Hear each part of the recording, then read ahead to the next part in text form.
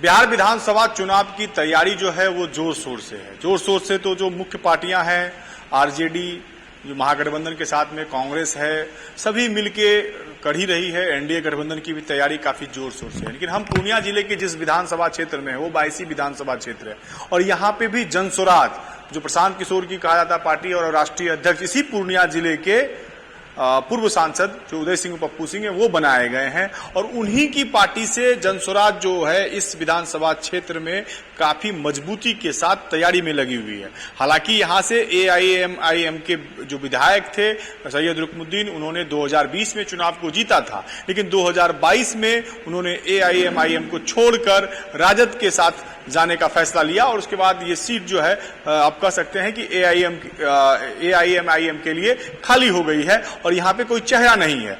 तो हमारे साथ जो आज बात करने के लिए जो शख्स हैं वो शाहनवाज आलम है, व्यापारी वर्ग से आते हैं। मतलब कहने का तात्पर्य ये हुआ कि वो बिजनेसमैन है, लेकिन अब राजनीति में उनकी जो दिलचस्पी है वो काफी बढ़ गई है। 2015 से लेकर 15 में इन्होंने एआईएमआईएम को ज्वाइन किया था, उसका जिलाध्यक्ष भी रहे।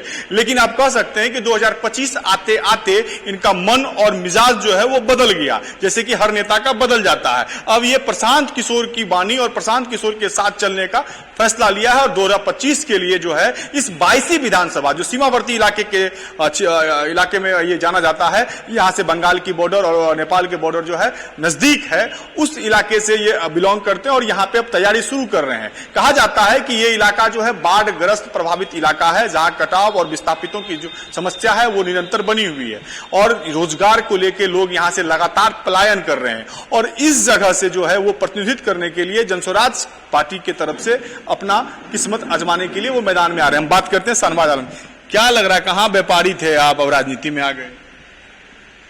जाहिर सी बात है कि हर कोई व्यापार ही रहता है, कहीं ना कहीं कोई काम करता है। तो हम भी जब अपने पढ़ाई करके बायसी आए, बायसी आने के बाद व्यापार कर रहे थे, लेकिन 2015 से ऐसा लगा कि नहीं, हम लोग को भी समाज से जुड़ना है, समाज का काम करना है।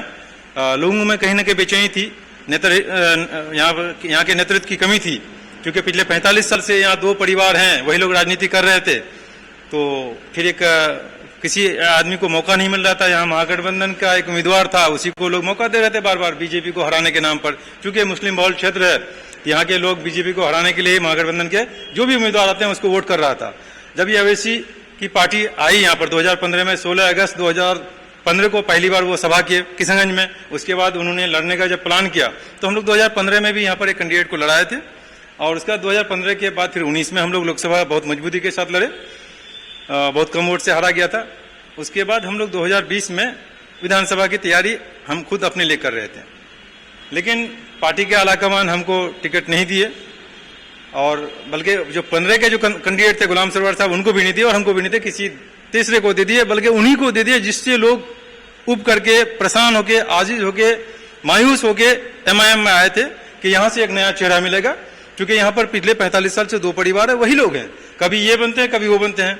तो उससे आजिज होके ही लोग यहाँ पर पतंग में आए थे कि यहाँ से एक नया चेहरा मिलेगा। लेकिन फिर इस पार्टी के सदर ने जिस भी कंडीशन में हो, चाहे पैसे पर हो या जो भी हो, क्या वजह रही होगी हम नहीं कह सकते हैं, लेकिन जमात नहीं हो गई, इमाम पुराना ही रह गया। साहब, जो राजनीति आप लोग करते हैं और इस इलाके में भी देख रहे हैं कि जब चुनाव आता है तो इधर से उधर खूब लोग जाते हैं, तो आप भी उसी श्रेणी में हैं क्या कि टिकट नहीं दिया इसलिए एआईएमआईएम को छोड़ के अब जनस्वराज के साथ हो गया, अब जनस्वराज टिकट नहीं देगा तो फिर किसी तीसरे के साथ चले जाएंगे?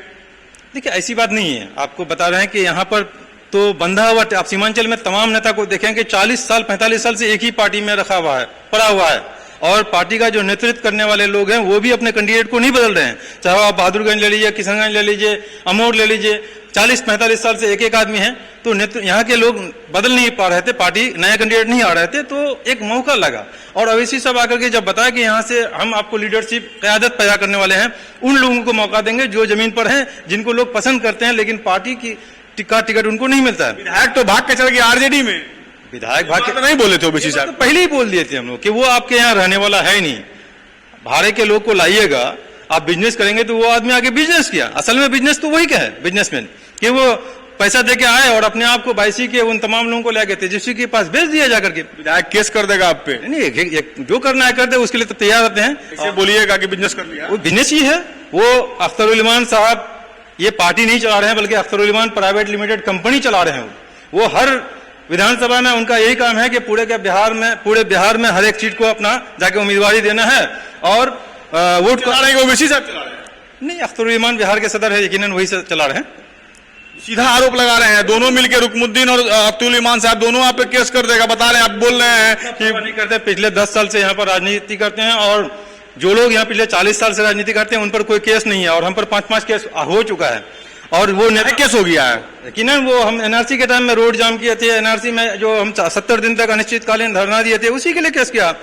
कोई 306 एनआरसी आपको अच्छा नहीं लग रहा था? एनआरसी सरकार का फैसला सही नहीं था। यकीनन किसी धर्म के खिलाफ में है और बहुत लोग उसके इसमें पसंद नहीं है। लगता है एनआरसी मतलब आप समझ नहीं रहे हैं, आप समझे नहीं, इसलिए आप लगता है। ऐसी बात नहीं कि एनआरसी को खूब समझ रहे हैं, सीए को भी समझ रहे हैं। ये सरकार जो भारत जो संविधान से चलता है, यहाँ पर जो अम्बेडकर जी जो संविधान दिए हैं उससे चलेगा।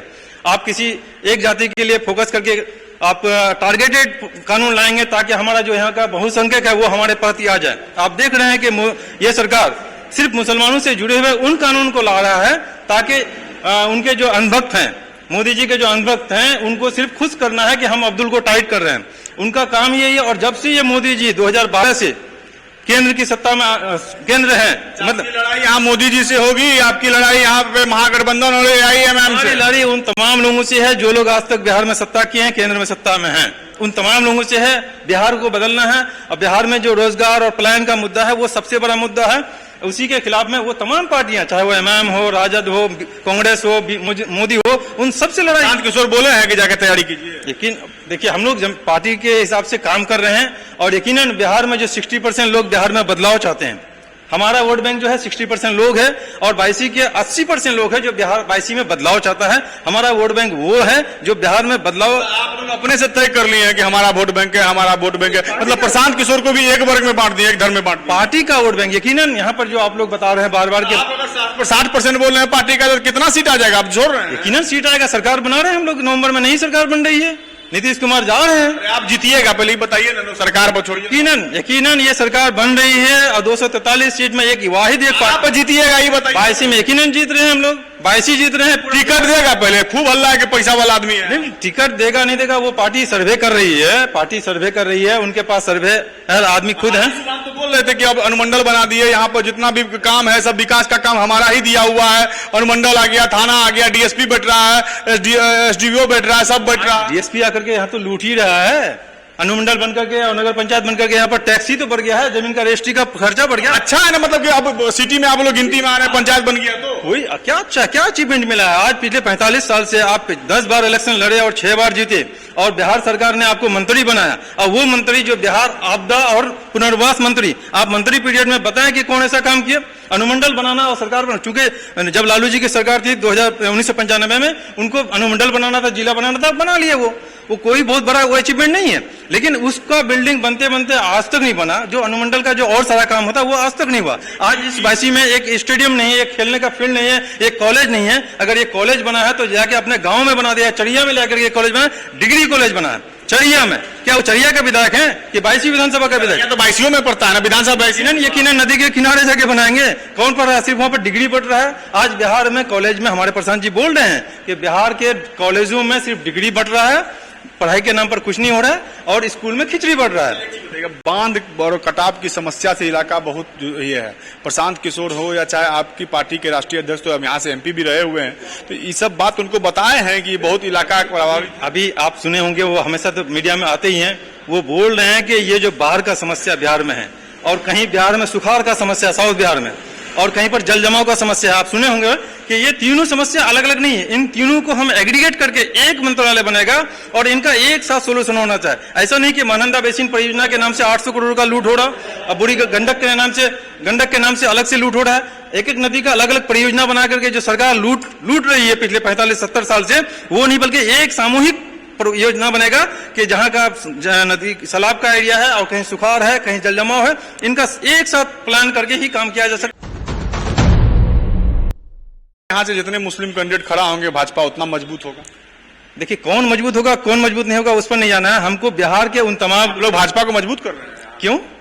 लोग तो यही कर रहे हैं, घूम रहे हैं कि शाहनवाज आलम लड़ रहे हैं, हाजी सुभान लड़ रहे हैं, सैयद रुकमुद्दीन लड़ेंगे, गुलाम सरवर जो आपके मित्र हैं उसको टिकट दिलवाए थे, कम में वोट लाए थे, सब लड़ेगा तो वोटवा तो बटेगा ना। वोट बटेगा तो यहाँ के लोगों को तय करना है कि जिस 40 साल से आप जिनको देख रहे हैं बीजेपी ना मजबूत होगा। देखिए कैसे करेंगे बीजेपी में जो लोग, देखिए आज बीजेपी में कौन वोट कर रहा है, बीजेपी में जो लालू से डर के वोट करते हैं बीजेपी को, और जो मुसलमान बहुसंख्यक लोग हैं वो बीजेपी से डर के लालू को वोट करते हैं। ये प्रशांत किशोर तो यही बोल रहे हैं कि न डर से आप वोट मत करिए, बिहार के उस जंगलराज के डर से कि दोबारा वो जंगलराज नहीं आ जाए, यही वजह है कि बीजेपी को लोग वोट कर रहे हैं डर से, वो और लालू को वोट कर रहे हैं बहुसंख्यक लोग। डरिएगा नहीं ना चुनाव में, आपको आएगा बड़का बड़का राइफल तैफल सब लेके आएगा, बड़का बड़का आदमी आएगा, बड़ा बड़ा नेता आएगा, डरिएगा नहीं ना। 2020 देख चुके हैं कि आज जो माहौल बन चुका डराया था कोई डराने वाला कौन पैदा हुआ है कि उनको जमीन खत्म हो गया तो उनको आके यहाँ हमारे यहाँ रैयत में आना पड़ा। वही सैयद रुकनुद्दीन साहब जो जिसके आज 40 साल की राजनीति है, उनको MIM में आकर के टिकट लेना पड़ा और उसके बाद वो यहाँ से विधायक बन गए। लेकिन उन पहले भी तो विधायक थे 2005 में, निर्दलीय जीत गए थे, आप जीत पाइएगा निर्दलीय। ऐसे अगर वो जीते थे तो वो उनके पिताजी, वही तो बता रहे कि पूर्व उनके पिताजी भी रहे थे ना। बिल्कुल पिताजी, आप जीत पाइएगा निर्दलीय, वो है आप में तो वक्त बताएगा कि कौन जीत पाएगा नहीं जीत। लेकिन आज उस रुकनुद्दीन साहब को जो यहाँ आकर के अपने आप को जिंदा होना पड़ा, दोबारा रिवाइव हुआ, ये तो उसी हमीनून के मेहनत का। आपको दर्द है कि AIM आपको टिकट नहीं दिया, रुकनुद्दीन जी को दे दिया, इसलिए आपको दर्द, आप इसलिए जनसुराज में चले गए। दर्द वो नहीं है, दर्द ये है कि अगर मसौदा करके अजय जिलाध्यक्ष अजय परवल दावेदार हम थे तो वहां पर एक मसौदा है कि नेता वो है कि आप नहीं, एक मसौदा तो होना चाहिए। नेता तुल्यमान है कि वो सिद्धू नवसी है कि आप हैं? नेता के साथ अगर कोई इसी का टीस है जनसुराज में गए? नहीं, इसी का टीस नहीं, एक अच्छा इनका विकल्प लगा, बहुत अच्छा बोल रहे हैं कि एक जनसुराज जैसे लोग जो पूरे बिहार में नहीं पूरे हिंदुस्तान में तमाम पार्टियों का मदद कर रहे थे और उनको अपना रणनीति के तहत सरकार बना रहे थे। आज के डेट में वो कई सरकार बना चुका है और वो बिहार को बदलने के लिए अपना आज पिछले 5.5 उनका जो विचार है वो आपको अच्छा लगा? बिल्कुल विचार है कि एक आदमी कोई नहीं, टिकट नहीं मिले फिर भाग मत जाइए, कोई आसमान से फरिश्ता नहीं, टिकट नहीं मिले भागेगा नहीं, एकदम कैमरा पे बोलिए टिकट नहीं मिलेगा, हम पार्टी के साथ में हैं और टिकट नहीं मिलेगा तो नहीं भागेंगे। नहीं, हम पार्टी के साथ में हैं और पार्टी के आलाकमान यकीनन फैसला करेंगे। और जो वो हमेशा यही बोले हैं कि जाहिर सी बात उनके लोग जमीन पर घूम रहे हैं, सर्वे हो रहा है, सर्वे के नाम पर पूछ रहे हैं, आप वो बोलने में आपको 1 सेकंड लगेगा, आप बोल दीजिए कि टिकट नहीं मिलेगा तो पार्टी छोड़ के नहीं भागे। नहीं, अब देखिए आपको फिर वही बात लगा है कि टिकट के लिए हम लोग काम नहीं कर रहे हैं, हम पार्टी के लिए काम कर रहे हैं, बिहार को बदलने का। बोलो दीजिए कि टिकट नहीं मिलेगा नहीं भागे। नहीं, ये बात अभी हम कौन कैमरा आपको आप अपना हमको क्यों बुलवाना चाह रहे हैं? हम ये कह रहे हैं कि हम लोग बिहार बदलने के लिए एक जगह जमा हुए और उन तमाम लोगों को एक जगह जमा कर रहे हैं। यकीनन सामूहिक सही लोग सही सोच सामूहिक प्रयास के तहत तो बोल रहे बहुत काम किए क्षेत्र में, चकाचक बना दिए, वो तो पता चल जाएगा। अभी अगर ऐसा ही था तो अभी MIM से आ जाते या राजद से आ जाएंगे, ठीक है वो दिख जाएगा, सामने में आ रहा है इलेक्शन, पता चल जाएगा। हाजी सुभान क्या करेंगे? अब मंत्री सुभान साहब पिछले बार जब हमको MIM का टिकट नहीं मिला उसके बाद वो मेरे घर पर आए थे कि मेरा आखिरी चुनाव है और मेरा उसके बाद तो आप लड़ेंगे, हम नहीं लड़ेंगे, हम आपका साथ देंगे। हाजी सुभान बोले आपको मीडिया के सामने बोले हैं और सभा में बोले हैं।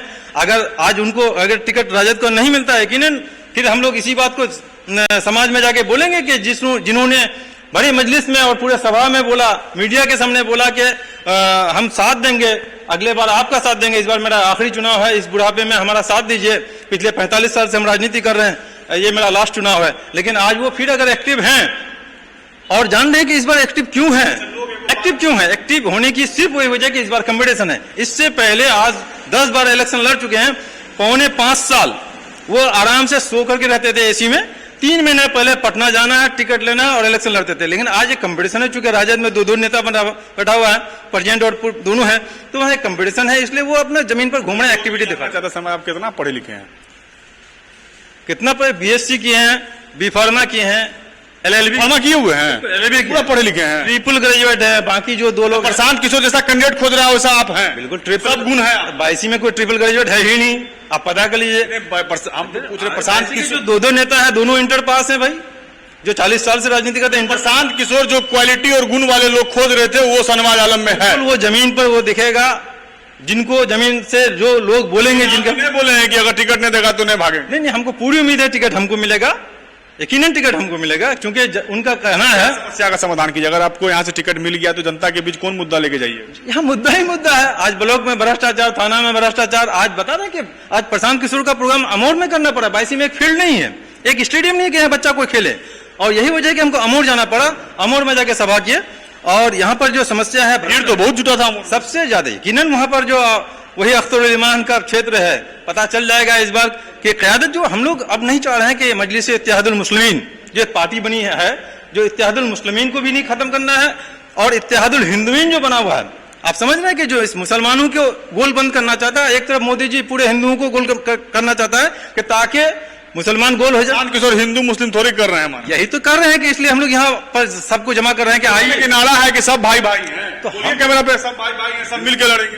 प्रशांत किशोर हमेशा बोल रहे हैं कि मुसलमानों को उन हिंदुओं का साथ देना चाहिए और लेना चाहिए जो हिंदू जो बीजेपी को वोट नहीं करता है, जो अंबेडकर को मानता है, जो संविधान को मानता है, जो गांधी के विचारधारा को मानता है, जो इस देश को संविधान के तहत चलाने के लिए चाहता है, वो ऐसे हिंदू जो सिर्फ 38% हिंदू बीजेपी को वोट करते हैं, 42% हिंदू जो बीजेपी को वोट नहीं करते हैं, उनके साथ मुसलमानों को मिल करके एक ऐसा पार्टी बनाना, ऐसा सरकार बनाना कि ये नहीं कि इत्तेहादुल मुस्लिमीन कर लें ताकि इत्तेहादुल हिंदुईन हो जाए, मुसलमानों 20% गोल हो जाओ ताकि मोदी जी के उधर कामयाब हो जाए।